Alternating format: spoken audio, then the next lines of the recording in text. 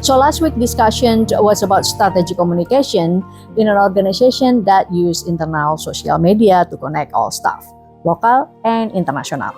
And we also highlighted how internal social media facilitates real-time communication and support knowledge sharing across teams. We also discussed PR agency and their roles. And my reading this week is about Convergence and Divergence, so I'd like to combine two in one videos. That's why this video is a little bit too long, sorry. So I was actually wondering why Precision and AKP Media were not on the list of the Big 20 for what they did for Obama's campaign in 2007.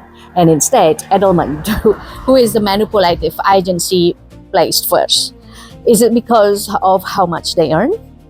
Because according to their website and Wikipedia, Precision raised almost $700 million, like US dollars, for Obama campaign alone in 2013. Or maybe because AKP Media was just the designer, not the executor.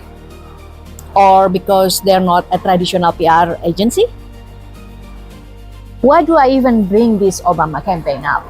Because the Obama campaign is the milestone of a political campaign utilizing social media like Facebook, MySpace, Twitter, YouTube, and Reddit as the main tools to share awareness, raise donation, and organize hundreds of events across the country, even forming a dialogue and Q&A with voters. So it's also a new technology discourse because one piece of content can be shared multiple times and reach more people at their convenient times than traditional campaign. It also allows people to interact and comment, influencing people. So this creates not only mass responses of various community in the US, but it's also a historic tech shift that represent participatory culture in democracy. So what is the impact? Obama's campaign set an international milestone for political campaign utilizing social media platform. What we can see from the movement is hybridized practice by analyzing and comparing the presidential political campaigns that happened in Indonesia with Jokowi and Philippines with Marcos Jr. Obama and Jokowi and also Marcos Jr. campaign are mainly use social media platform as a main tool of the movements. The similarity of Jokowi on Obama is that they were new face for the people, while Marcos Jr. is a Ferdinand's son who is actually a former president in the 80s who had a bad reputation history in the country. So Marcos Jr. had a different target with Obama and Jokowi. So this is where the theory of convergence, which according to Stefanov in their journal in 2024, is an information format for PR text in multi-channel PR. In social media PR communication, the category transformation of PR text is influenced by technology and intentional and structural factors.